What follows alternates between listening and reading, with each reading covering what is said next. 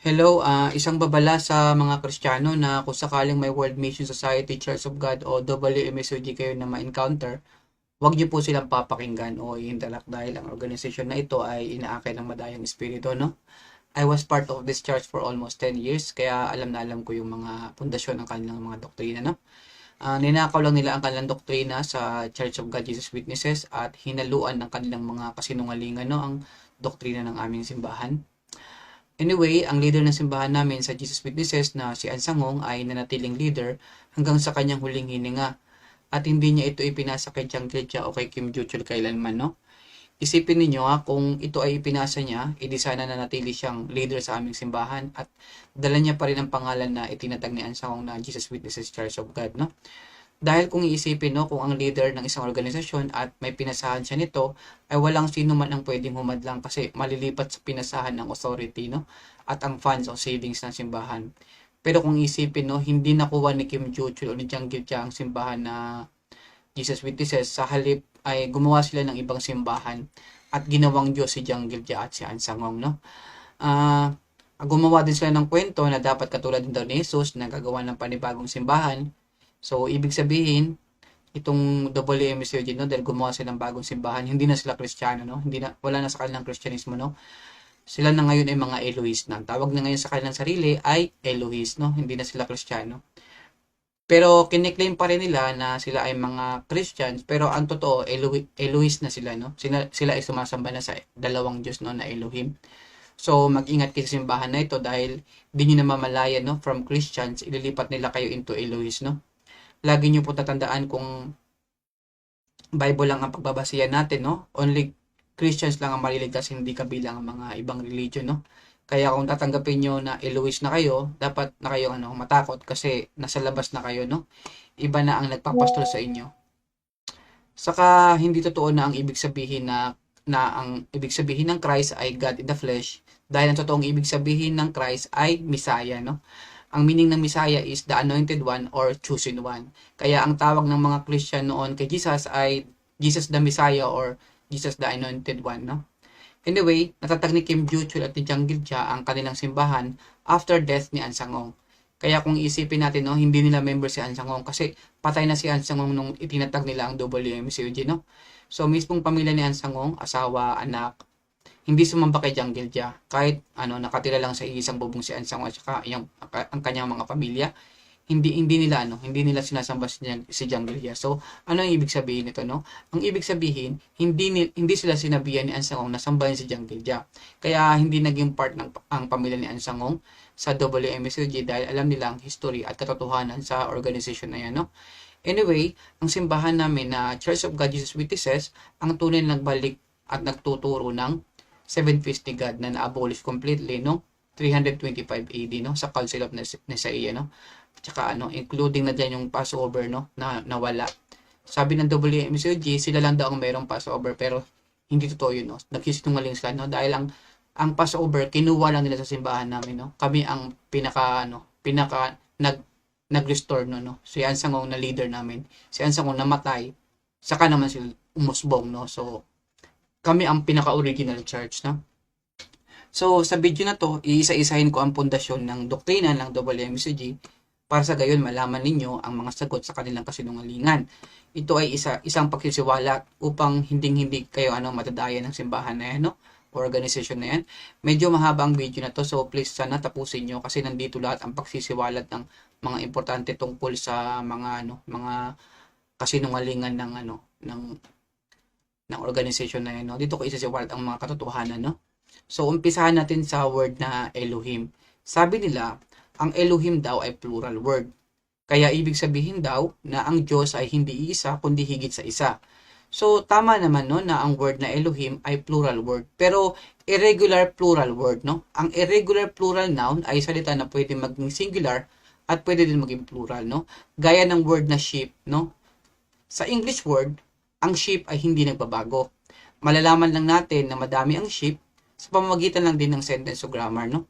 Pag sinabi natin na they are sheep, malalaman natin na madami ang sheep dahil sa grammar, no? Pag naman sinabi natin na this is a sheep, malalaman natin na isa lang ang sheep sa pamamagitan lang din ng grammar. Ganon din ang word na Elohim. Ang Elohim ay irregular plural noun sa Hebrew language na ang ibig sabihin ay God. Pero ginagamit din ang word na Elohim sa Hebrew language as a plural noun ng singular word na Eloha. So bilang patunay, basahin natin ang Psalms 82 verse 1. No? Sa Psalm 82 verse 1, sabi dito, God presides in the great assembly. He renders judgment among the gods. No? Sa una, God, tapos among the gods. No? God presides and among the gods. No? So sa Psalm 82 verse 1, makikita natin na God is singular at gods is plural. No? Pero kung babanggitin natin ito sa Hebrew word, ganito mo siya babanggitin. No? Ganito mo siya sasabihin. Elohim Netzav, Barat El, Bekeriv Elohim Yishpot. No? So dalawang Elohim siya. No?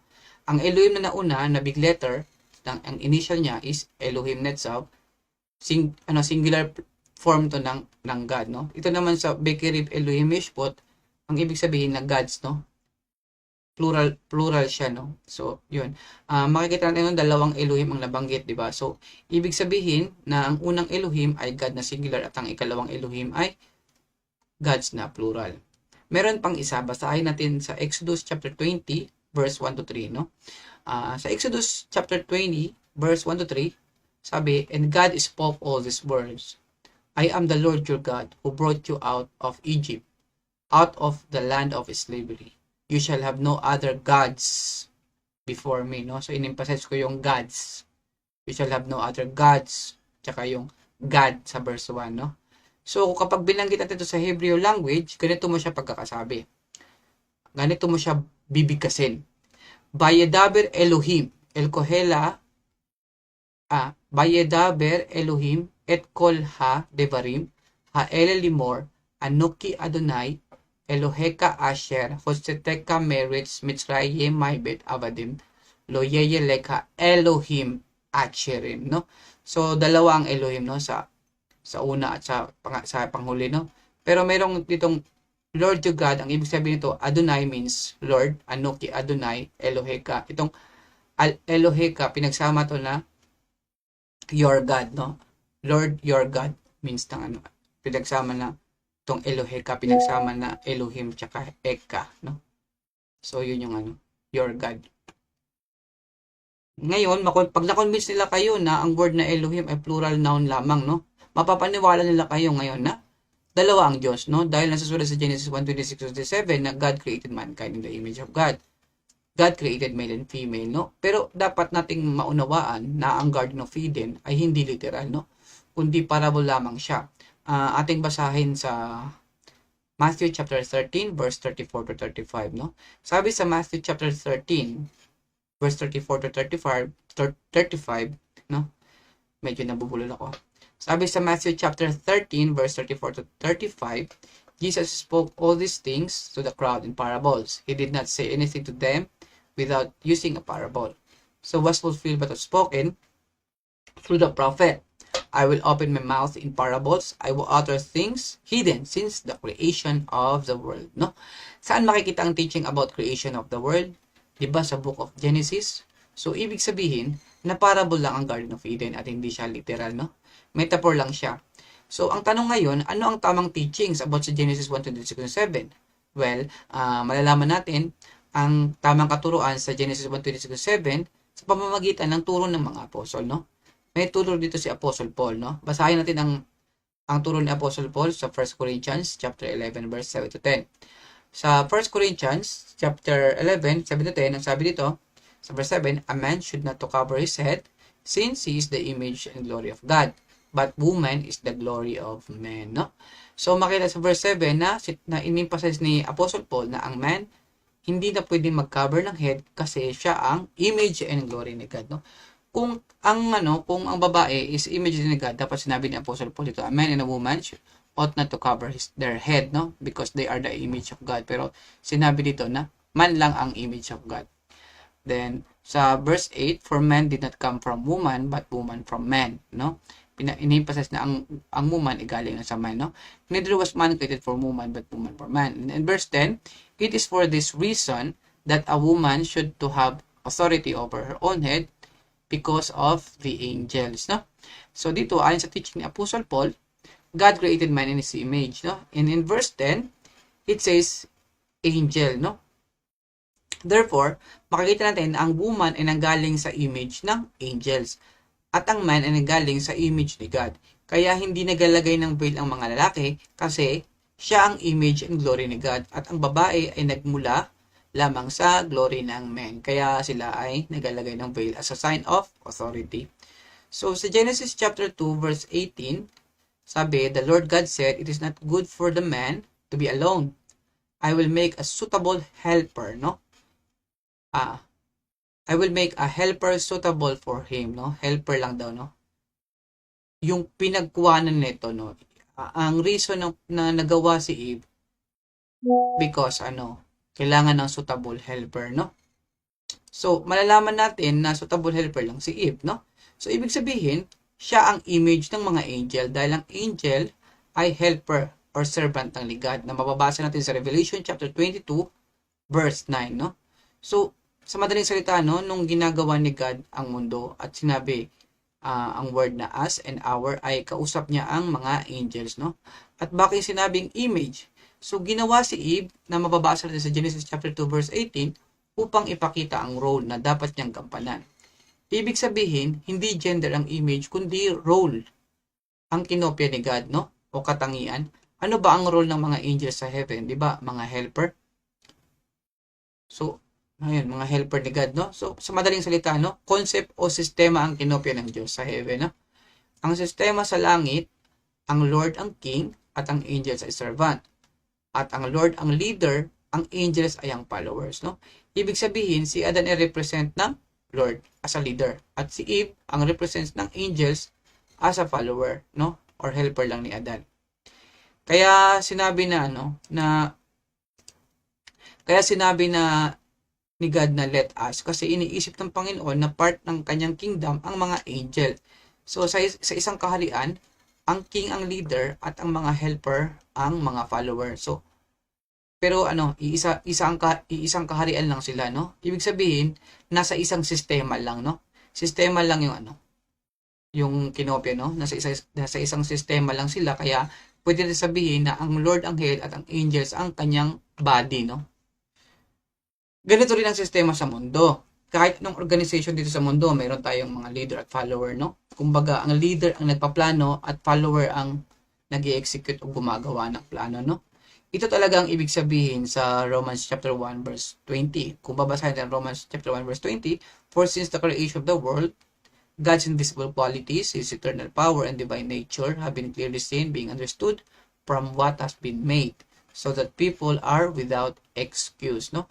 Kahit sa mga mammals like lion, wolves, so meron silang leader at follower, no? At ganoon din sa mga insects like bees, no? Kaya makikita natin, no, yung sistema ang kinopya dito ng Diyos, no? Hindi ang gender. Yan ang totoong ibig sabihin sa sa our image and likeness. At yan ang reality ng parable according sa teaching ni Apostle Paul, no? So, as a Christians, tanungin sa sarili natin, kanino ba tayo dapat maniwala? Kay Apostle Paul, kay Apostle Paul o kay Kim Joo-chul at Jang Gil-dyan, no? So, as a Christian, dapat tayo maniwala kay Apostle Paul, no? Kasi siya ang foundation, no? Isa siya sa mga foundation ng Kristyanismo, no? Siya ang foundation ng cornerstone na si Jesus, no? At hindi din totoo yung turo ng dalawa ang Diyos kasi kasi mababasa natin sa Deuteronomy chapter 6 verse 4 na ganito mababasa sa Deuteronomy chapter 6 verse 4. Hear, O Israel, the Lord our God, the Lord is one, no? Ibig sabihin nito na isa lang ang Diyos.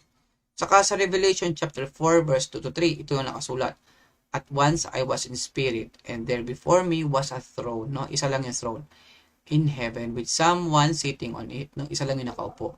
And the one who sat there had the appearance of jasper and ruby, no? Isa lang.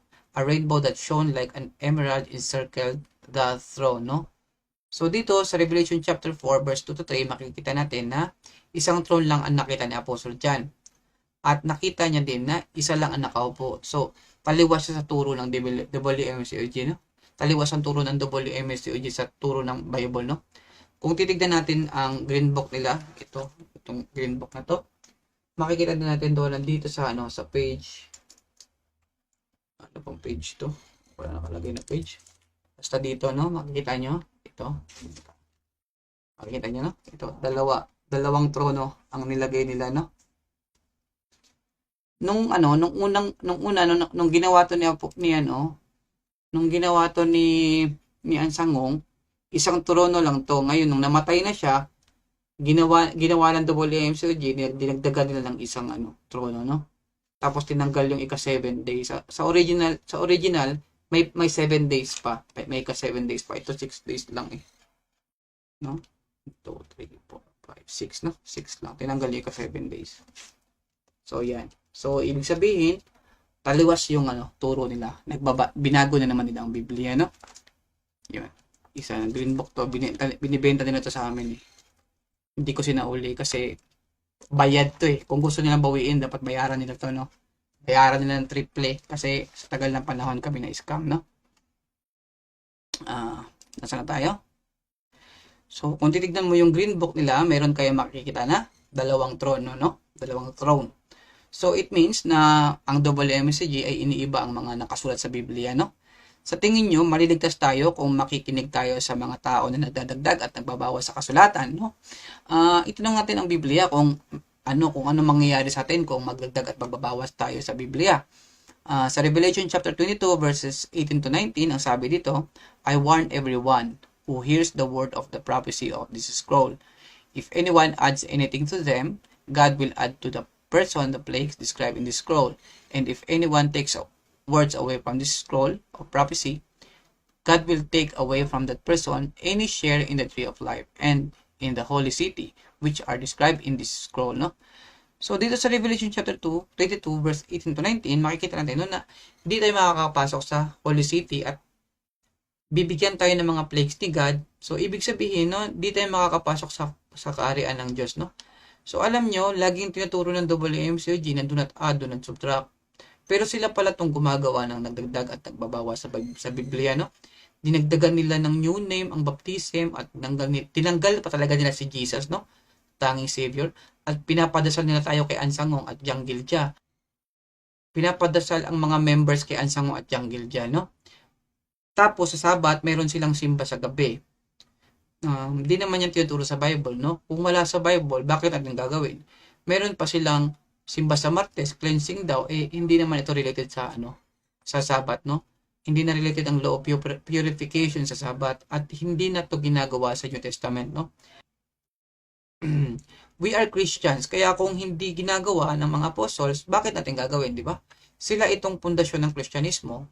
So, kung totoo yung law of purification nila, no? Sa third day, dapat hindi na sila lalabas ng bahay from Wednesday to Friday, di ba?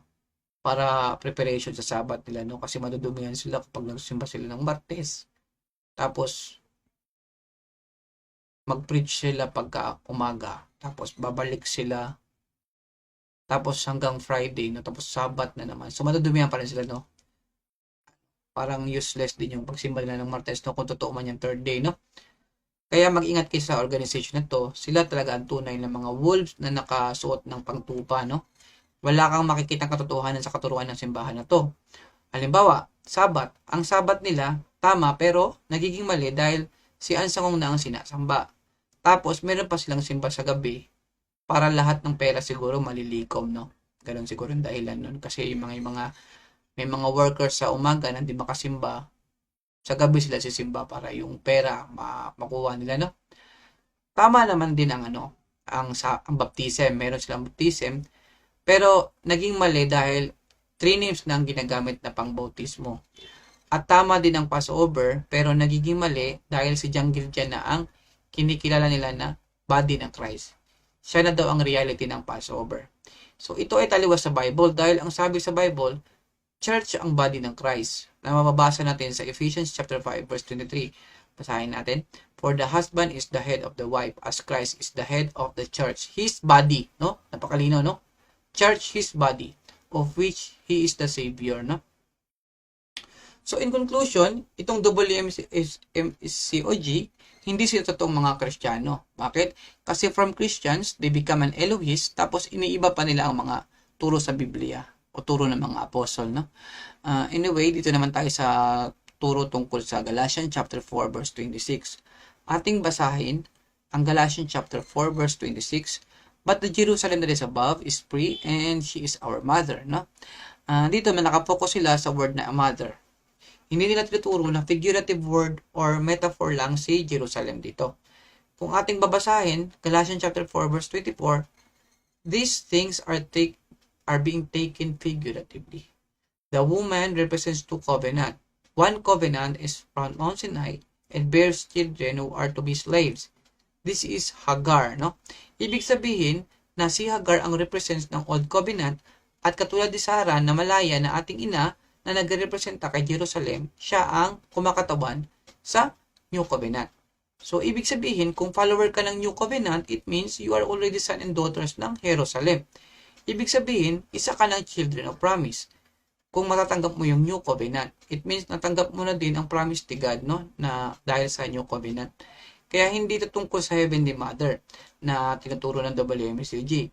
Napakalaking kasinungalingan ito sa atin at talagang mamamatay ang kaluluwa natin kapag naniwala tayo sa doctrine nila, no?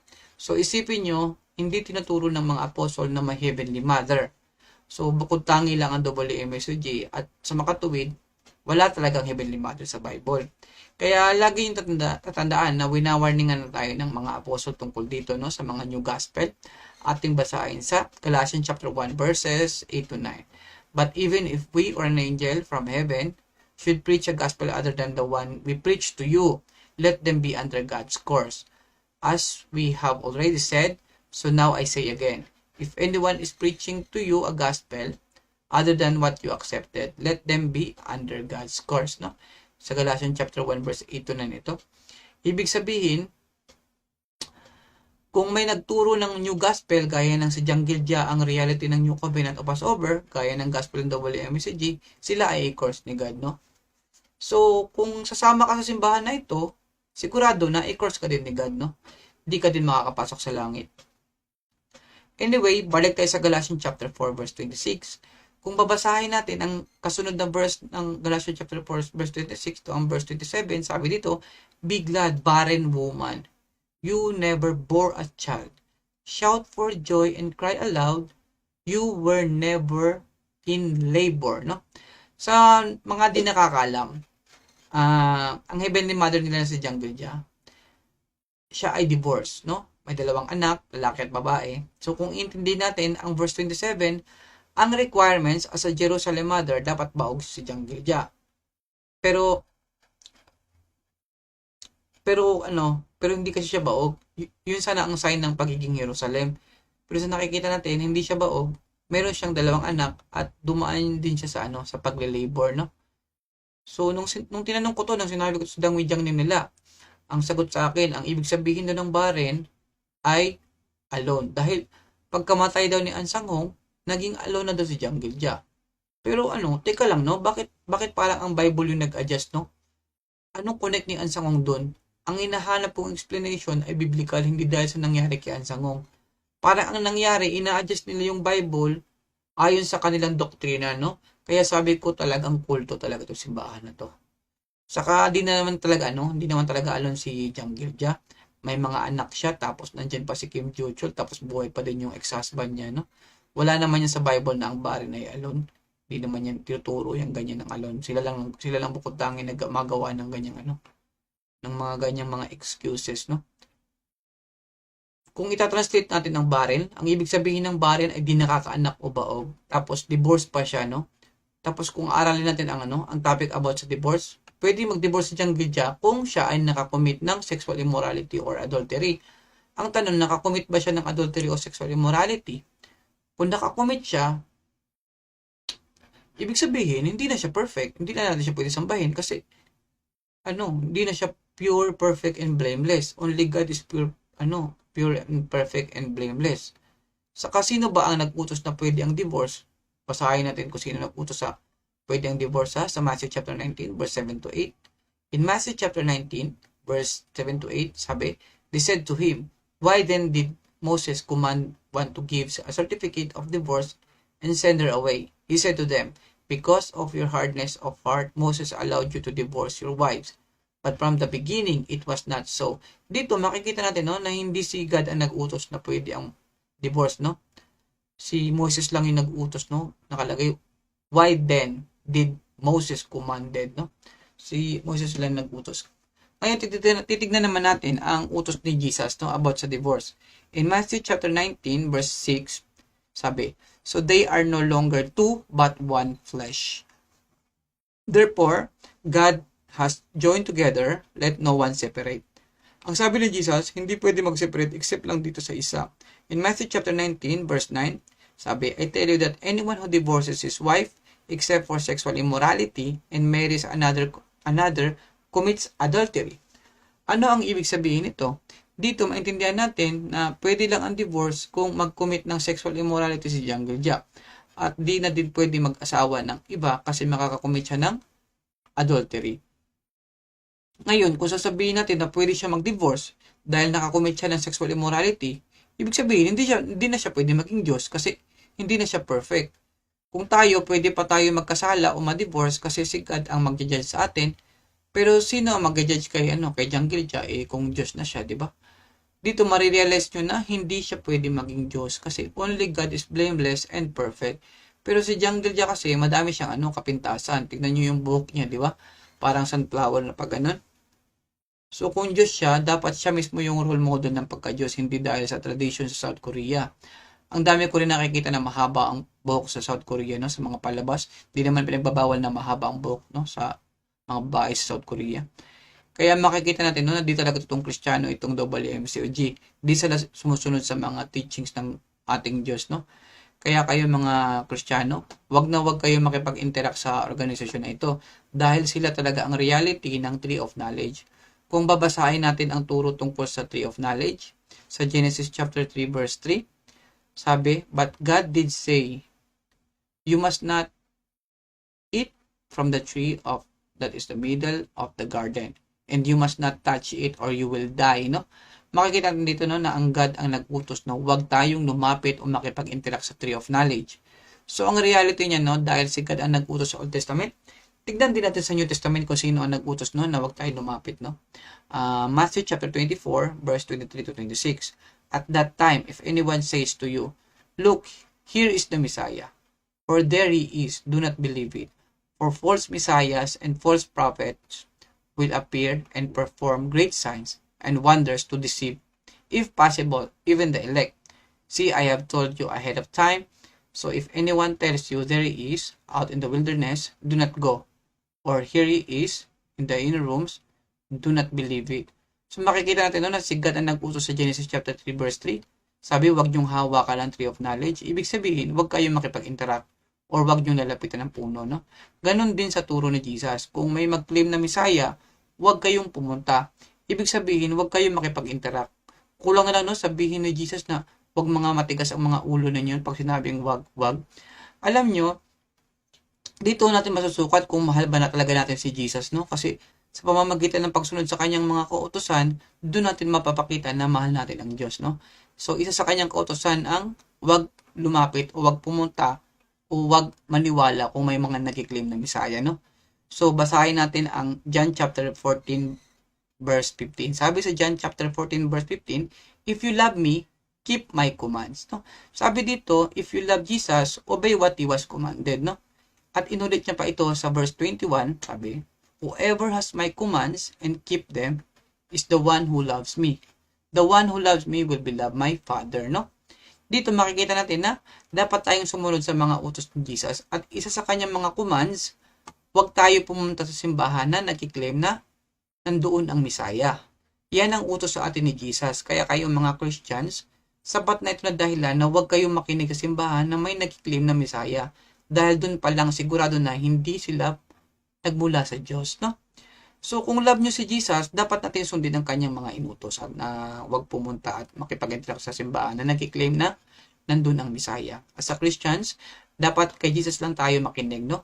Dahil siya lang ang truth at ang way sa eternal life. So sabi ng WMSG, Tree of Knowledge daw ang internet. Wala namang tinuturo na ganyan sa Bible.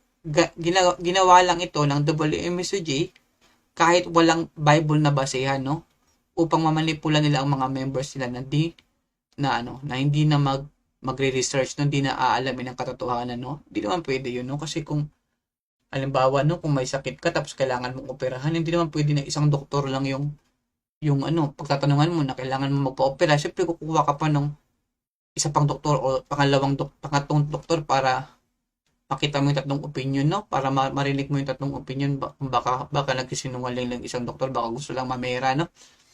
So, ganun din sa kaluluwa natin, no? Kailangan natin ng panibagong, kailangan natin makinig sa isang side kasi ang ang truth kasi, malalaman mo ang truth kung papakinggan mo yung both side, no? Ang both side, ang side sa kabila at ang side sa kabila. Tapos, doon mo matagpi-tagpi kung nagsasabi ng totoo, no? Doon mo matatagpi-tagpi at malalaman ang katotohanan, no?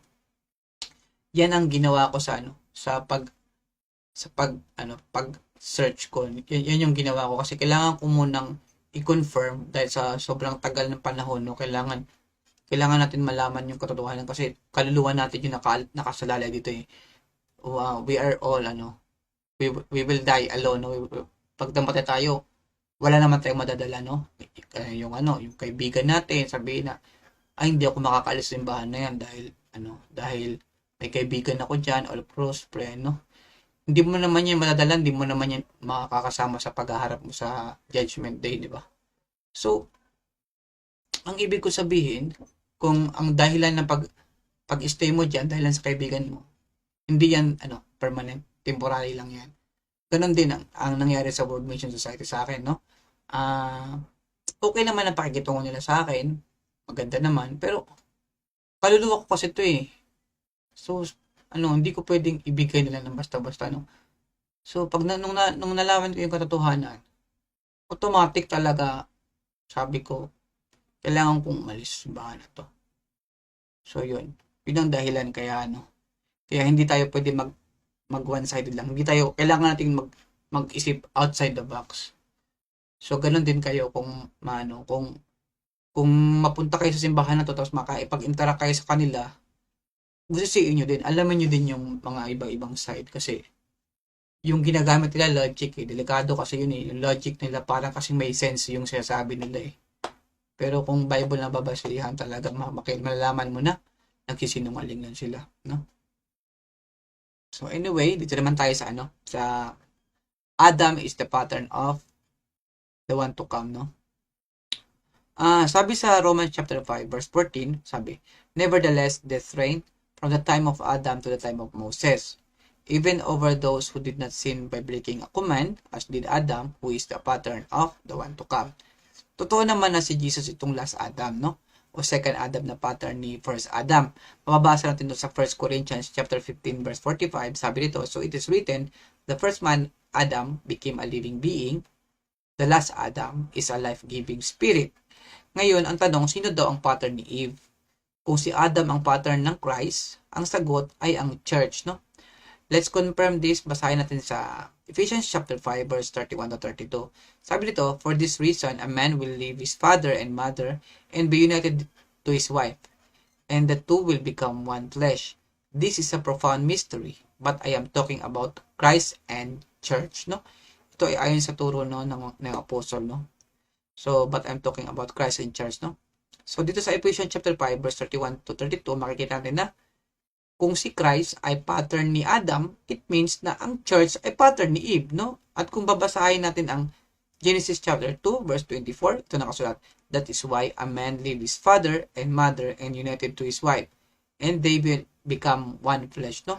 So, dito sa Genesis chapter 2, verse 24, makikita natin na magkatulad lang ang Ephesians chapter 5, verse 31 to 32 at Genesis chapter 2 verse 24, no? Magkatulad lang sila. So ibig sabihin, no, kung si Adam ay pattern ni Jesus, ibig sabihin ang pattern ng spiritual Eve ay ang simbahan, no, na nakasulat sa Ephesians chapter 5 verse 32. Kaya in conclusion, no, ang church ang bride ni Jesus at hindi si John Gilja. Dahil ang church talaga ang body ng Christ ayon sa turo ng mga apostle, no? So let's confirm this, basahin natin sa Ephesians chapter 5 verse 22 to 23. No, sabi sa Ephesians chapter 5 verse 22 to 23, wives, submit yourselves to your own husband as you do to the Lord. For the husband is the head of the wife, as Christ is the head of the church, his body, no? Of which he is the Savior. So, makita natin dito no, na inahalin tulad si Jesus sa isang husband. At ang wife dito ay ang church, no? Na kanyang body. So, malinaw na ang church, ang body, hindi si Janggil dyan, no? Basahin natin, no? Wives, submit yourselves to your own husband as you do to the Lord. For the husband is the head, as Christ, no? Is the head of the church, his body. No? Inahalin tulad sa husband ng si Jesus Christ sa church. Tayo kasi ang church ang church kasi hindi building. Ang church yun yung mga assembly ng mga saints, yung gathering ng mga saints, no? So, ayon sa turo ng WMCG na ang body daw ay si Janggil Dia. Pero ayon sa turo ng mga apostol, ang body daw ay ang church, no? So dito, sino paniniwalaan natin? So for me, dapat natin paniwalaan ang mga apostol dahil sila ang pundasyon ng Kristyanismo, no? Sila ang pundasyon ni Jesus, no? Na cornerstone nila natin. So stick lang tayo sa mga apostol dahil sila ang pundasyon ng Kristyanismo, no? At ayon sa turo ng WMSG, si Janggil Dia daw ang body. Kaya siya daw ang reality ng Passover. Ang ibig sabihin, yung Passover nila ay mali na, no? Kasi ayon sa turo ni Apostle John, si Jesus ang seal of God. Siya din ang sacrificial lamb, no? Ibig sabihin, dapat siya kakainin natin, hindi ang katawan. Kasi kung babasahin natin at iintindihin ang John chapter 6 verse 27, sabi sa John chapter 6 verse 27, God put the seal to a son of man. So, sino ba ang son of man? Diba? Si Jesus. Kung sinabi dito na sa body ng Son of Man, ibig sabihin, pwede natin i-interpret na ang Passover ay sa body ni Christ. Pero hindi, di ba? Sinabi dito sa John chapter 6 verse 27 na Son of Man mismo, no? Sa Son of Man mismo nilagay, hindi sa body ng Son of Man. So, kung gusto niyo basahin natin sa John chapter 6 verse 27, sabi ito, do not work for food, but for food that endures to eternal life, which the Son of Man will give you. For on him, God the Father has placed his seal of approval. So, malinaw no na na-place ni God ang seal kay Son of Man, hindi sa body ng Son of Man. Kaya maling doktrina na kilalanin natin na ang body ay ang reality ng Passover. At mali din na si Janggil Dia ang body kasi ayon sa mga apostol, ang church ang body ng Christ. Anyway, dito naman tayo sa Genesis chapter 3 verse 20, ito ang nakasulat. Adam named his wife Eve because she would become the mother of all the living. Ang mother na tinutukoy dito ay simbahan, no? Bibigyan ko kayo ng halimbawa na hinahalin tulad sa Biblia ang simbahan as mother, no? Basahin natin sa Revelation chapter 17 verse 5. Sa Revelation chapter 17 verse 5, sabi dito, the name written on her forehead was a mystery.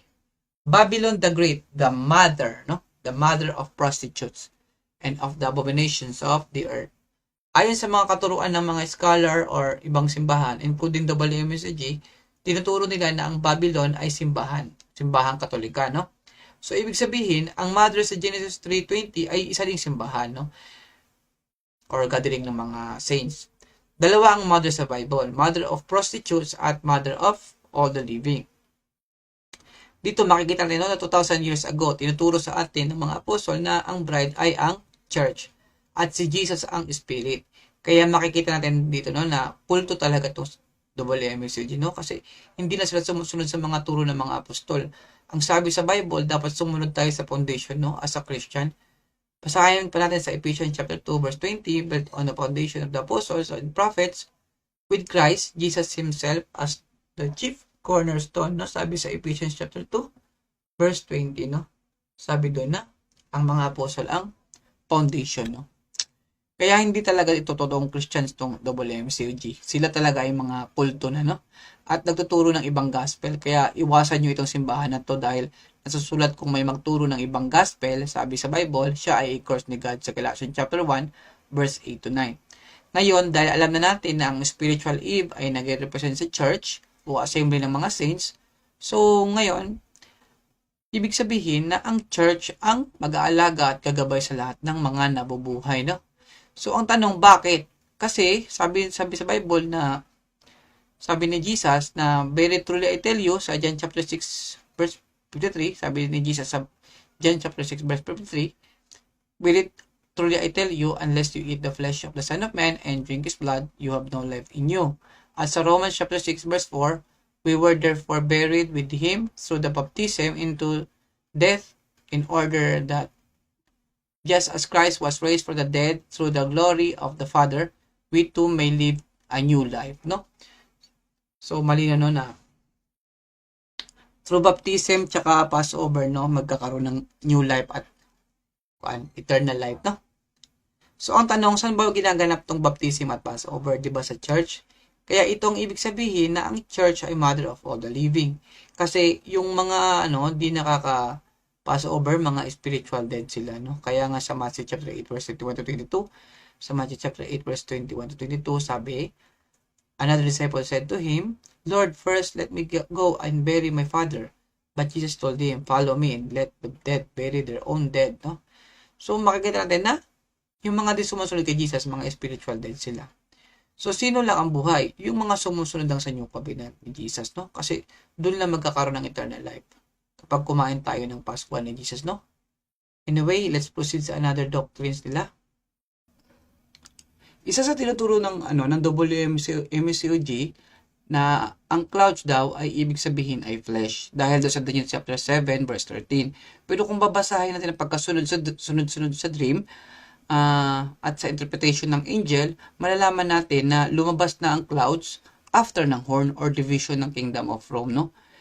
So sa time na yun, hindi pa na-divide. Sa time ni Jesus, hindi pa na-divide ang kingdom of Rome, no? At saka hindi pa nangyayari yung Daniel chapter 7 verse 25, no? So, di natin pwede sabihin na random itong Daniel chapter 7 verse 13 kasi meron ng interpretation ang angel kay Daniel, no? Sa Daniel chapter 7 verse 15 to 28, no? Meron ng interpretation kay Daniel, kaya hindi tayo pwede pumunta kung saan dahil nandun ang interpretation sa Daniel chapter 7 verse 15 to 28, no? So, kung babasahin natin ang interpretation at iintindihin, makikita natin na ang pagkasunod-sunod niya sa panaginip, nauna yung Kingdom Babylon, tapos sunod nun Media Persia, tapos Greece, tapos Rome, tapos na-divide sa 10 yung Rome, tapos lumabas yung sungay, no? Tapos lumabas nun ang Son of Man coming with the clouds. So, ibig sabihin, hindi ito time ni Jesus kasi di pa naman na-divide yung Kingdom of Rome nung time ni Jesus, no? Ibig sabihin, time ito sa second coming of Jesus at saka in the cloud na, no? So, sa madaling salita, ang Daniel chapter 7 verse 13 at ang Matthew chapter 24 verse 30 ay the same event lang, no, sa last day or judgment day. Ngayon, alamin natin ang clouds ay isang tunay na cloud at hindi siya flesh, no? Ito ay tungkol sa pagbabalik ni Jesus Christ, no? Kasi nung naasan siya sa heaven, sinabi ng angel, babalik din siya in the same manner, no? So i-confirm natin sa Acts chapter 1 verse 9 to 11. So babasahin ko. After he said this, he was taken up before their very eyes, and a cloud, no, hid him from their sight. They were looking intently up into the sky as he was going, when suddenly 2 men dressed in white stood beside them. Men of Galilee, they said, why do you stand here looking into the sky? This same Jesus who has been taken from you into heaven will come back in the same way you have seen him go into heaven, no? So ibig sabihin, sinasabi ng lumabas na to, na angel na to, no? Sabi ng angel to na sabi nila na babalik si Jesus in the same manner, no? Kung paano siya umakyat, in the same Jesus din daw yung bababa, no? So dito makikita natin na ang cloud na nagtago kay Jesus, ganun din yun, sa cloud din siya lalabas, no? So dito makikita natin na ang cloud na sinasabi dito ay literal na cloud, no? Hindi siya flesh, no? So mali yung turo na cloud ay flesh kasi makikita natin dito na babalik si Jesus in the same manner lang. So sa madaling salita, no, ang clouds ay hindi flesh, kundi literal na clouds. Dahil nung naasin si Jesus, tinago siya ng clouds, no? Tapos sabi ng angel, babalik si Jesus in the same manner, no? In the clouds din. Kaya, ibig sabihin, nagsisinungaling na naman ang WMCOG na ang clouds ay flesh. At isa pang kasinungalingan ng organisasyon na ito, na ang turo tungkol sa David's throne, no? Sabi nila, hindi daw na-fulfill ni Jesus ang David's throne dahil daw nagkulang siya ng 37 years. Kasi daw si David ay nag-reign ng 40 years, no? So, itong doktrina na to ay taliwas sa katotohanan, no? Dahil ang pag-reign ni David sa 40 years ay hindi related sa prophecy ng spiritual David, no? Kinuha nila ang history ni David at nagsinungaling na ito din daw ang prophecy ni Jesus na spiritual David, no? Pero hindi ito prophecy ni Jesus as spiritual David. So, hayaan yung patunayan ko ito sa inyo na mali ang kanilang interpretation or nagsisinungaling sila. Basahin natin ang prophecy ni David, no? Sa 2 Samuel chapter 7 verse 12 to 13, no? Basahin natin ang prophecy ni David, no? Sa 2 Samuel chapter 7 verse 12 to 13. Sa verse 12, when your days are over and you rest with your ancestor, I will raise up your offsprings, no? To succeed you, your own flesh and blood, and I will establish his kingdom. He is the one who will build a house for my name, and I will establish the throne forever, no? Hindi sinabi na 40 years lang, no? Ang sinabi to forever, no? So, another confirmation sa verse 16 sa 2 Samuel chapter 7 verse 16, no? Sa 7 verse 16, your house and your kingdom will endure forever before me. Your throne will be established forever, no? So, sinasabi ba dito na 40 years? Diba hindi? Sinasabi ng WMSUG, nag-reign lang daw ng 3 years si Jesus, kaya kulang daw ng 37 years. So, kung ganun ang nila, may nakasulat ba na 40 years? So, kung walang nakasulat sa 40 years, so saan nila nakuha yung 40 years? Ang kinagkulan nila, logic lang, interpretation lang sa thought by man, no? So, kung wala nakalagay na 40 years, nagdadagdag na tayo sa Biblia. Sabi ng Bible, do not add, do not subtract. Kung ano yung nandun doon, wag na tayo magdagdag. I-interpret na lang natin yun kung ano yung nakasulat doon, no? So, ang sabi sa Bible, forever. So, ibig sabihin, nagsisinungaling ang WMCUG, at saka taliwas ang kanilang turo sa Biblia, no? At ang sabi sa verse 12, David offspring, no? Yung ibig sabihin ng offspring is descendants, no? Ibig sabihin, dapat manggaling siya sa line o descendants ni David, no? If you don't know, no, Ansangong was not came from the line of David, ibig sabihin, hindi na fulfill ni Ansangong ang prophecy na dapat siya ay magmula sa descendants ni David. Dahil siya ay nagmula sa mga hintil sa bansang South Korea, no? At basahin naman natin ang another requirements to become a root of David na bababasa natin sa Psalm chapter 16 verse 9 to 10. Sa verse 9, therefore my heart is glad and my tongue rejoices. My body also will rest secure, because you will not abandon me to the realm of the dead, nor will you let your faithful one see decay, no? Sabi dito, hindi siya dapat mag-decay o mabubulok, no? Pero sa inyong kaalaman, namatay si Ansangong at nabulok ang kanyang katawan noong February 25, 1985. Kaya hindi siya pwede maging second coming Christ dahil na-decay ang katawan niya, no? Ang requirements is dapat hindi siya mabubulok, no? As you know, God is the only one who can defeat death, no? Pero si Ansangong hindi niya na-defeat ang death, no? At may mga balita na din ngayon sa South Korea na mamamatay na din daw si Jang Gil-ja at ipapasa niya daw kay Kim Joo-chul ang pagpasok nila ngayon sa heaven, kagaya ng pagpasa ni Moses kay Joshua sa pagpasok nila sa Kanaan, no? Noon ay sa turo nila, hindi daw mamamatay si Jang Gil-ja. Pero ngayon malapit na siya mamamatay, gumawa na naman sila ng ibang doktrina, no? Ina-adjust nila ang kanilang doktrina ayon sa kanilang sitwasyon, no? So hindi naman pwede yun, no? So anyway, hindi na fulfill ni Ansangong nga prophecy ni David dahil nga sa nadiki at nabulok siya, no? Ang katawan niya, no? At nagkamali din ang interpretasyon niya na ang clouds daw ay flesh, no? Hindi naman yan, no? Walang Bible verse na nagsasabi na ang clouds ay flesh, no? Ano lang yun nila, interpretation ng inang tao, no? Parang logic, common sense, gano'n, no? Walang support verse, no? So, how come na ang Holy Spirit, no, magkakamali sa interpretation, no? Or nagkamali ba talaga siya? O nagsinungaling siya bagay sa bagay na yun, no? So, ito talaga ang tunay na prophecy ni David, no? Ang Psalm chapter 16, verse 9 to 10. Check nyo dyan. Psalm chapter 16, verse 9 to 10. At 2 Samuel chapter 7, verse 12 to 13, no? 2 Samuel chapter 7, 12 to 13. Hindi talaga related ang 40 years. Ang 40 years ay history lang ni physical David, no? hindi siya prophecy ni Jesus, no? Yan ay taliwas sa turo ng ating Diyos, no? Taliwas turo ng Biblia, no? At si Ansangong ay nabautismuhan sa taong 1954, no? At hindi 1948. Ito ay isang kasinungalingan ng WMSOG para maging akma ang 40 years na physical David kay Ansangong, no? Nabautismuhan siya sa taong 1954. Pero ganoon pa man, kahit ipagpilitan nila no na 1948, so hindi pa rin ito maging batayan, no? Na prophecy ng spiritual David, no? Na mag-reign na 40 years, no? Hindi pa rin siya enough, no?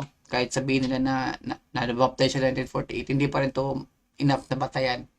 So, baka sabihin din nila na na tungkol dun sa Hosea chapter 3 verse 5 na sa last day maghahanap ang mga tao kay David. Ang tanong, imposible ba na hanapin natin si David sa last day? At kailangan talaga na ma-meet natin ang second coming Jesus para ma-meet natin ang David? It's wrong interpretation, no? Hindi na kailangan na i-meet mo ang physical David, no? Kasi nasa heaven na ang spiritual David, no? Ang salvation natin ay makukuha natin sa pangalan ng Savior, no? Hindi sa physical. So sabi nga ni Jesus sa John chapter 20 verse 19 sabi nga ni Jesus sa John chapter 20 verse 29, no? Na pinagpapala ang mga naniniwala kahit hindi siya nakikita, no? So ibig sabihin nito, kahit di natin ma-meet si spiritual David sa last day, pwede pa rin natin mahanap ang spiritual David, no? At maligtas sa last day sa pamamagitan ng pananalig sa kanyang pangalan, no? Wag kayong maniniwala, no, na dapat ma-meet natin ang physical David sa last day. Maling interpretation ng WMSOG or nagsisinungaling sa bagay na yun, no? Maliligtas tayo sa pangalan ni Jesus dahil walang ibang pangalan ang ibinigay sa atin kundi si Jesus lamang, no? Na mababasa niyo sa Acts chapter 4 verse 12, no? Sa Acts chapter 4 verse 12. Hindi rin totoo na nag-reign lang si Jesus ng 3 years, no? Kasi si Jesus, after he died and ascended sa heaven, he became a wonderful counselor, no? At siya din naging guide ng mga apostol hanggang masulat ang Book of Revelation, no? For more than 2,000 years, hindi nag-stop ang ministry ni Jesus hanggang ngayon, no? Nag-reign pa rin siya sa trono ni David hanggang ngayon, no? Forever, no?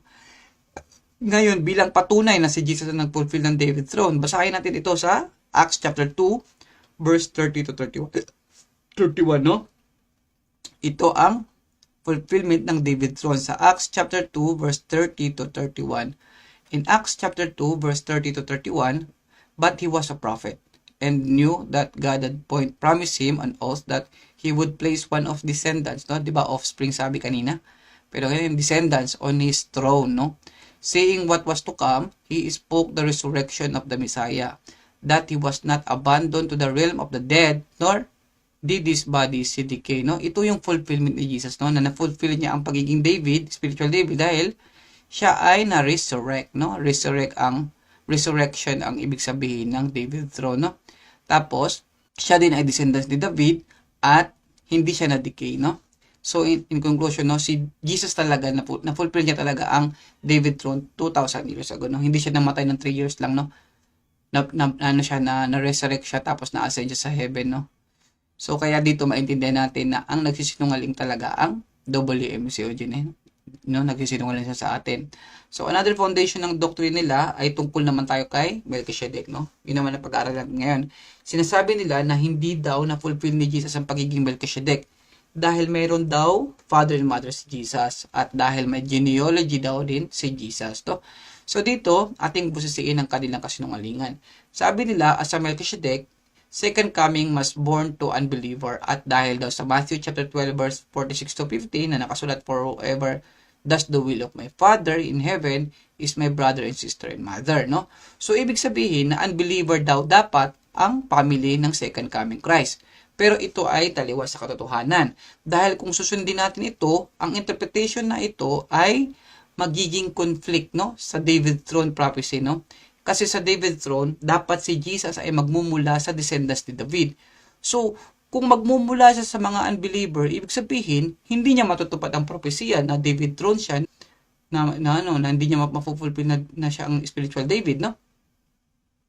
Kahit ma-fulfill niya ang Melchizedek, hindi pa rin siya pwede maupo sa trono ni David dahil hindi descendants ni David si Ansangong, no? Kaya maling interpretation na unbeliever ang no father and mother kasi magko-conflict siya sa David throne, no? Sa David throne prophecy, sana maunawaan nyo yun. Kaya ang tamang interpretation dito ay hindi naman talaga anak ni Joseph si Jesus, 'di ba? Nabuntis to si Mary bago pa sila naging mag-asawa, no? At hindi din naman masasabi na anak ni Mary si Jesus kasi spirit lang naman ang pumasok kay Jesus, no? Ay kay Mary, no? Pumasok sa tiyan niya tapos hindi naman siya naging anak ni Mary according sa kanyang kakayahan, no? So anyway, baka isipin niyo paano naging offspring si Jesus kayong di naman siya anak ni Joseph. Yun ang sabi ng Biblia sa atin, no? Sa Revelation chapter 22 verse 16, I, Jesus, have sent my angel to give you this testimony for the churches. I am the root of David, the offspring of I am the root and the offspring of David and the bright morning star. So, yun, will ni God na ampunin ni Joseph si Jesus upang ma-fulfill ang prophecy na magmumula siya sa line ni David, no? O genealogy ni David na mababasa natin sa Matthew chapter 1 verse 1. Sabi, this is the genealogy of Jesus, the Messiah, the son of David, the son of Abraham. So ngayon, ano ang ibig sabihin nito? Ang ibig sabihin, kung gusto ni Ansang na maging root of David, dapat siya magpaampot sa mga descendants ni David, no? Pero hindi, no? Hindi siya nagpaampon, no? Hindi niya na-fulfill ang pagiging root of David at nadiki din siya, kaya in conclusion, no, si Anne ay hindi root of David, no? Si Jesus lang talaga ang tunay na root of David kasi una sa lahat, hindi siya na-decay at descendant siya ni David ayon sa Biblia, no? Sa mga ganitong interpretation, hindi na magko-conflict si David at Melchizedek, no? Hindi na magko-conflict yung teaching about David's throne at saka Melchizedek in terms of no father and mother. So, dito naman tayo sa no genealogy kasi ayon sa pagiging Melchizedek, ito ang mga requirements. Sa Hebrews chapter 7 verse 3, sabi, without father or mother, without genealogy, without beginning of the days or end of life, resembling the Son of God, he remains a priest forever, no? So, sinasabi dito na si Melchizedek ay priest, no? So, makikita nila si Melchizedek ay isang priest. Pero according sa law ng mga Hudyo, dapat ang priest ay magmumula lamang sa genealogy ni Levi. Pero si Melchizedek, wala siyang genealogy ni Levites at ganun din si Jesus, no? Dahil nagmula siya sa lipi ni Judah, hindi ni Levi. Kaya sa Hebrews 7, hindi sila makakapaniwala na bakit daw may high priest na lumabas in order of Melchizedek, not in order of Aaron. Kasi si Aaron galing siya sa lipi ni Levi, no? Yun kasi ang rules ng pagiging priesthood, no? Dapat galing ka lang sa lipi ni Levi. Basahin natin sa Hebrew chapter 7 verse 5 to 6, no? In Hebrew chapter 7 verse 5 to 6, now the law requires the descendants of Levi who become priests to collect a tenth from the people, that is from their fellow Israelites. Even though they are also descended from Abraham, this man, however, did not trace his descent from Levi. Yet he collected a tenth from Abraham and blessed him who had the promises, no? Dito makikita natin na ang loan ay dapat descendants ni Levi.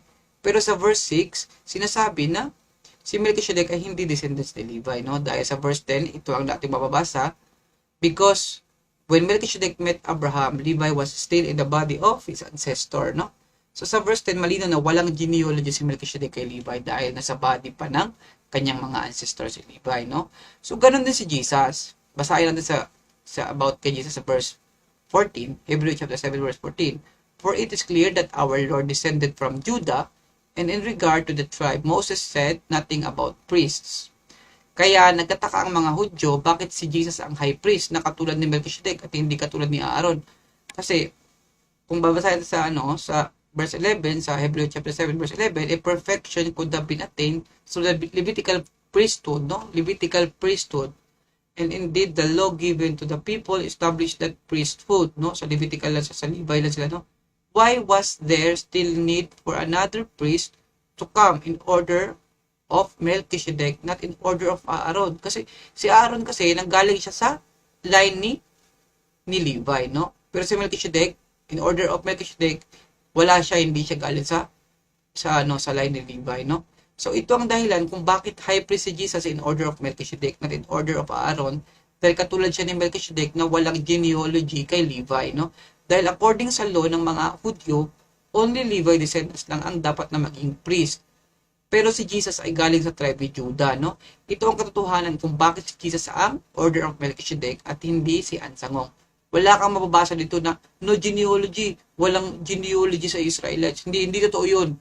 Dahil ang topic sa Hebreo 7, kung babasahin mo yung buong Hebreo 7, tungkol ito sa pagiging high priest ni Jesus. Kung bakit si Jesus ang high priest in order of Melchizedek, not in order of Aaron.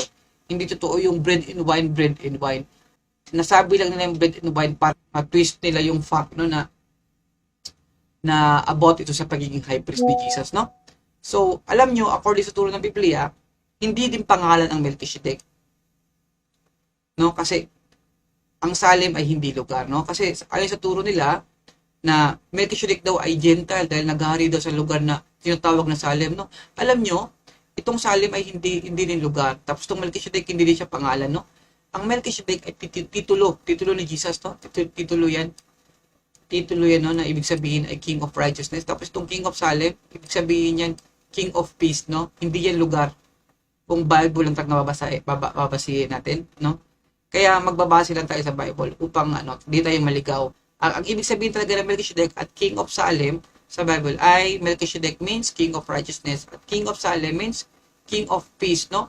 So i-compare natin sa Hebreo chapter 7 verse 2. And Abraham gave him a tenth of everything.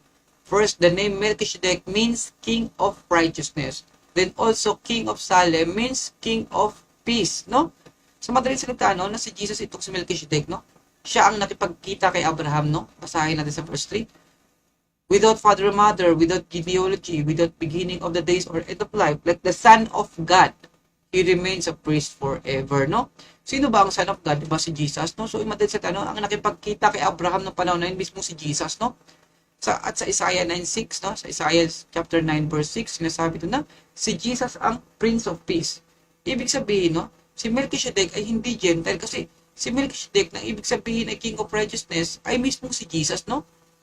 Anyway, dito naman tayo sa panimbagong kasinungalingan ng simbahan na WMSCOG, no? Ituturo ng simbahan na to na na-divide daw sa 3 ages ang work of salvation. Dahil daw, may name ang Father, may name ang Son, may name dito ang Holy Spirit, no? Ano mababasa sa Matthew chapter 28 verse 19. So, sabi sa Matthew chapter 28 verse 19, therefore, go and make disciples of all nations, baptizing them in the name, no? Name lang, no? Singular, of the Father, of the Son, and of the Holy Spirit, no? Pero ang sabi sa Revelation chapter 22 verse 18 to 19, di ba? Sabi doon, huwag tayo magbawas, huwag din tayo magdagdag, no? Kasi masama yun, bawal yun sa Biblia, no? So it means taliwas na sa turo ng Biblia ang doctrine ng WMCG. Basahin natin ulit. Therefore, go and make disciples of all nations, baptizing them in the name of the Father and of the Son and of the Holy Spirit, no? Mag-focus tayo sa word na name. Nakasulat dito, name, no? Ibig sabihin, isang pangalan lang ang hinihingi requirements ni Jesus. Si Jesus, kung sinasabi niya ito, nag-focus siya sa kanyang pangalan lang niya, no? Parang sinasabi niya, no, na bautismuhan niyo sila ayon sa aking pangalan at ipaalam niyo na ako ang Ama, ako ang Anak, at ako ang Holy Spirit, no? So, ang WMCG, nakapokus sila sa 3 title ni Jesus, pero ang Bible, nakapokus sa name, no? Bautismuhan niyo sila sa name ng Ama, ng Anak, at ng Espiritu, no? Sa time na yun, ang Ama, ang Anak, at ang Espiritu, si Jesus lang, no? So ang ibig sabihin, no, ng Matthew chapter 28 verse 19, no? Dapat tayo magpabautismo sa pangalan lang ni Jesus, no? Kasi name lang ang hinihinging requirements ni Jesus, no? Sa baptism, hindi names, no? Name lang. Buti sana, no, kung iniisa-isa ni Jesus, sabi niya, baptize them in the name of the Father, name of the Son, name of the Holy Spirit, no? Hindi niya kasi iniisa-isa, eh. Kung sabihin niya naman na madami, dapat sinabi niya, names of Father, Son, and Holy Spirit, no? So, yung pagkakasabi ni Jesus kasi, inisa niya lang, eh. So, name lang, eh. So, ibig sabihin, singular lang. Kung ano yung pangalan ng Ama, ng Anak, ng Espiritu Santo, so, yun lang din ang mag-bautismo sa pangalan niya, no? Para malaman natin, no, na si Jesus ang Ama at ang Anak at ang Espiritu Santo, no? Sa time na yun, no? Sa mga teachings ng mga apostle. Basahin natin sa John chapter 14 verse 8, no? In John chapter 14 verse 8, Philip said, Lord, show us the Father and that will be enough for us. Jesus answered, don't you know, Philip, even after I have been among you such a long time, anyone who has seen me has seen the Father. How can you say, show us the Father? So malinaw no, na sinasabi ni Jesus na kanya na siya ang ama, no? At matagal na siya nakikita ni Philip, no? Dito ngayon tayo sa saan, no? Na siya din ang saan. Basahin natin sa John chapter 3 verse 16. In John chapter 3 verse 16, sabi ni Jesus, sabi sa Bible, for God so loved the world that He gave His only Son, that whoever believes in Him shall not perish but have eternal life, no? So malinaw no, na si Jesus din ang Son, no? Dito naman tayo si Jesus ang Holy Spirit, no? Basahin natin sa Acts chapter 16 verse 6 to 7, no? Sa verse 6, Paul and his companions traveled through the region of Phrygia and Galatia, having been kept by the Holy Spirit from preaching to the word in the province of Asia. No? Sabi dito, kept by the Holy Spirit from preaching the word in province of Asia, no? Tapos, when they came to the border of Mysia, they tried to enter Bithynia, but the Spirit of Jesus would not allow them. No? So, sa verse 7, sinasabi dito na ang pangalan ng Spirit na pumipigil kay Apostle Paul, no, ay Spirit of Jesus, no? So, siya din ang Holy Spirit, no? Ang Holy Spirit kasi, siya yung God. Para mahiwalay natin ang Spirit na angels at saka Spirit na Diyos, tawag sa kanila is Holy Spirit. Tapos yung Spirit ng mga angels is Spirit lang, no? Dito makikita natin, no, na sa verse 6, sinasabi na ang Holy Spirit ang pumipigil sa mga apostol papuntang Asia. Pero sa verse 7, makikita natin na ang Holy Spirit na yun ay Spirit ni Jesus. So it means si Jesus din ang Holy Spirit according sa Bible, no? Alam nyo, maling doktrina na hinati sa 3 ages ang salvation. Dahil dalawa lang naman ang Bible, no? Dalawang parts lang ang Bible, no? Old and New Testament. Continuation lang ang New Testament sa Old Testament dahil ang Old Testament ay prophecy at ang New Testament ay fulfillment, no?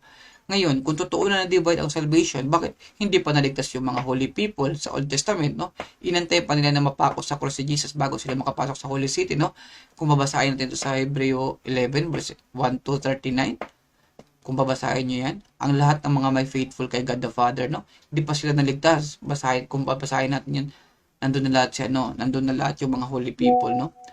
Tapos, kung babasahin natin ng verse 39 to 40, sabi, these were all commended for their faith, yet none of them received what had been promised, since God had planned something better for us, so that only together with us would they may be perfect, no? Kaya ito yung dahilan kaya nung napako si Jesus sa cross, bumuka sa lupa at pag-resurrect siya, pumasok na yung mga holy people sa Holy City, no? So, basahin na ito sa Matthew chapter 27, verse 52 to 53. And the tombs broke open. The bodies of many holy people who had died were raised to life. They came out of the tombs after Jesus' resurrection and went into the holy city and appeared to many people, no? So, kita nyo, nakapasok sila sa Holy City after na-resurrect ni Jesus, no? Ibig sabihin, continuation ang New Testament sa Old Testament. Kaya mali na na-divide sa 3 ages, no? Ginawa lang nila na 3 ages para na maisingit nila si Alinsangung as a second coming Christ, no? Sila ay mga sinungaling talaga, no? Doon naman tayo sa doktrina nila ng new name, no? Ang new name daw ay ang Alinsangung daw. Pero ito ay kasinungalingan din, no? Kasi maibibigay sa atin ang new name kung ma-overcome na natin ang mga trials.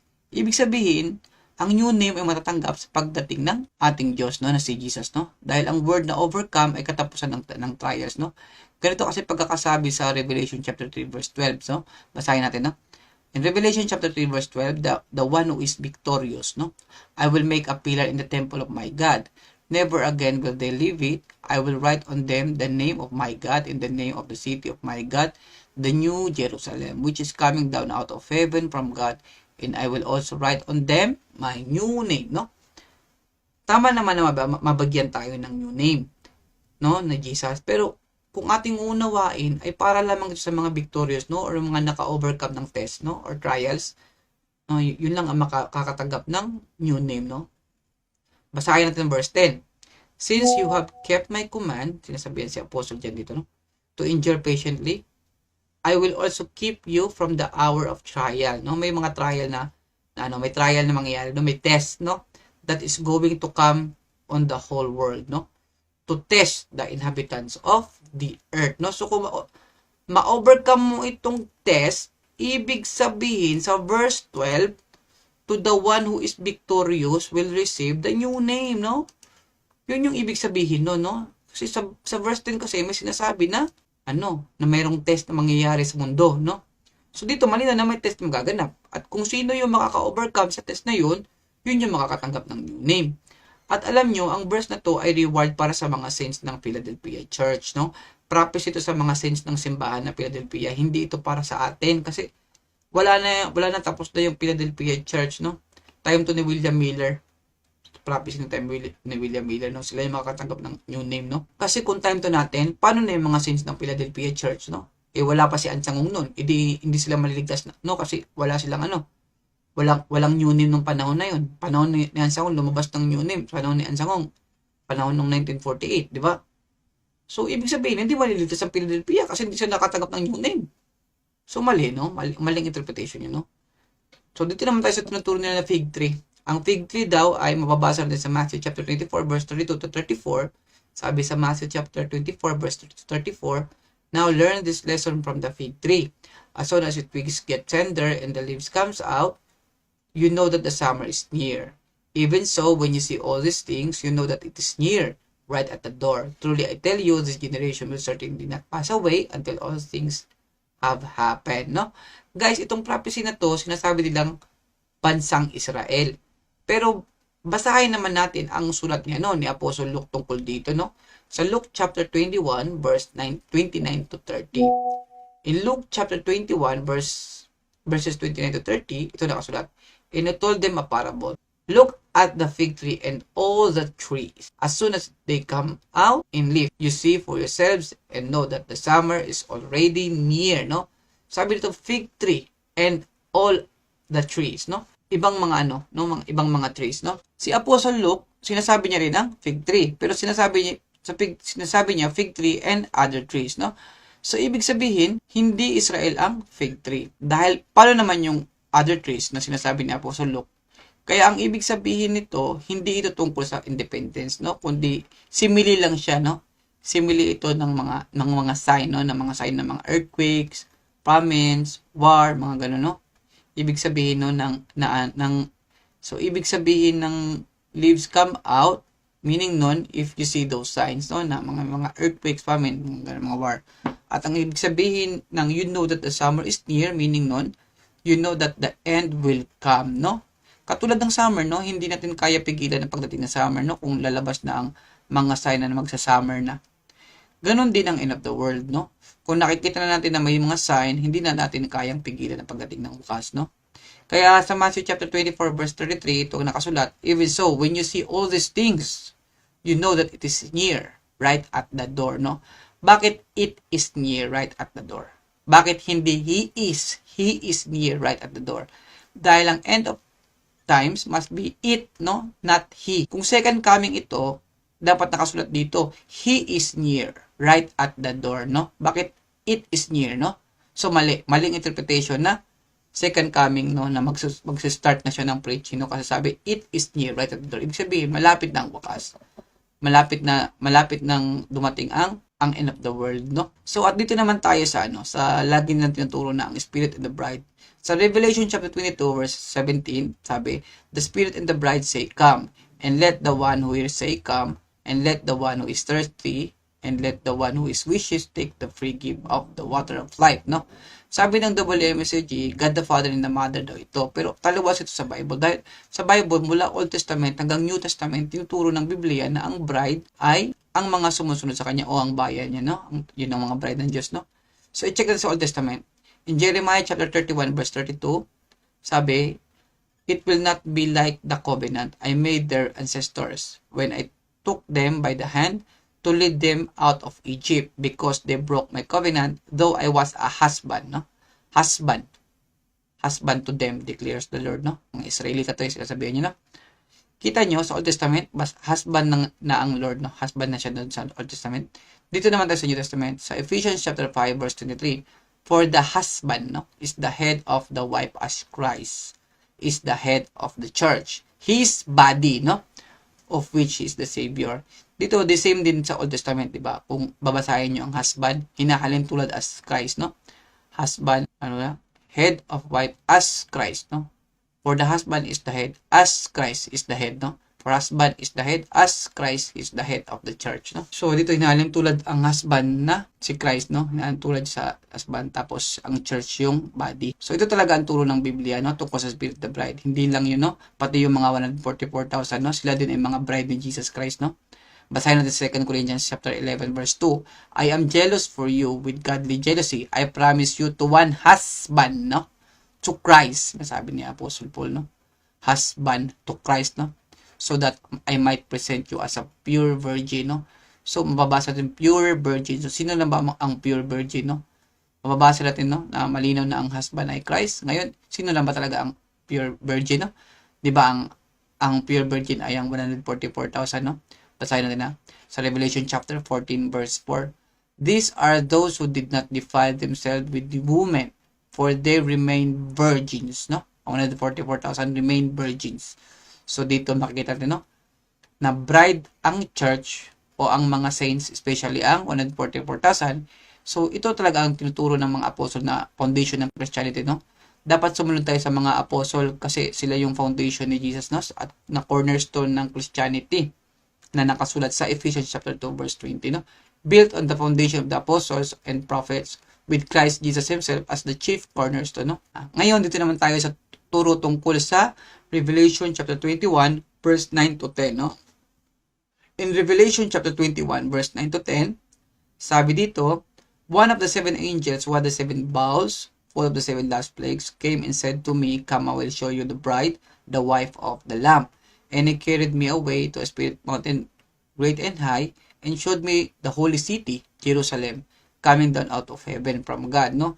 Ang sabi dito, Holy City, no? Ngayon, bakit dinala si John sa Holy City? Sino ba ang nasa Holy City, no? Di ba ang mga holy people, no? Di ba dun sila pumunta nung na-resurrect si Jesus, no? Basahin natin Matthew chapter 27 verse 53. They come out of the tombs after Jesus' resurrection and went into the Holy City and appeared to many people, no? So napakalino na ito ang mga holy people na to, yun ang pinakita ng angel kay Apostle John, no? Na mga bride, no? At ang last, no? Tungkol naman tayo sa huling prophecy, no? Sabi sa Revelation chapter 7 verse 2 to 4, then I saw another angel coming up from the east having the seal of the living God. He called out in a loud voice to the 4 angels who had been given power to harm the land and the sea. Sabi, do not harm the land or the sea or the trees until we put a seal on the foreheads of the servants of God. Then I heard the number of those who were sealed, 144,000 from all the tribes of Israel, no? So kung unawain natin ang propesya to, ibig sabihin, kapag nasilyuhan ng 144,000, ibig sabihin, wawakasan na ng 4 na anghel ang mundo, no? Pero ayon sa WMCOG, sabi nila, natagpuan na daw ang 144,000. So ibig sabihin, dapat nagbukas na ang mundo, no? Kasi sabi nila natagpuan ng 144,000, no? Biruin mo, umabot na sila ng million members, no? Di pa rin dumadating ang wakas. Sabi nila natagpuan na daw 144,000. Kaya in conclusion, no, ang World Mission Society, Church of God, ay mga sinungaling, hindi tunay na mga Kristiyano, mga anti-Kristo at inalalayan ng demonyong espiritu, no? So, pakiusap sa inyo, no, na sana i-share nyo tong video na to at ipaalam sa mga kakilala nyo na member ng simbahan na to, no? Para baka sakaling magising sila sa katotohanan habang may oras pa, no, na maligtas sila. Kung ayaw talaga nila, ganun talaga, sabihin nyo na lang, Christianity will definitely win with or without them, no? Nakasulat na yan sa Bible na mananalo ang Christianity. Christianity lang ang maliligtas. Hindi na sila mga Christians. Mga Eloise na sila. Yan ang tunay. Yan ang fact, no? In Old Testament times, hindi tinatawag ng mga Israelita sarili na Eloise. Tsaka sa New Testament, hindi Eloise. Wala kang makikita ng Eloise, no? Ngayon lang yan nagsilabas, no? So, sabihin, new gospel na yan, no? So, sinasabi ko sa kanila, sa inyo, na kahit anong mangyari, no? Kahit na meron man sila o member man sila or wala sa Christianity, mananalo pa rin, no? With or without them, no? Christianity will definitely win with or without them, no? So, yun lang po. Salamat sa inyo. Bye-bye.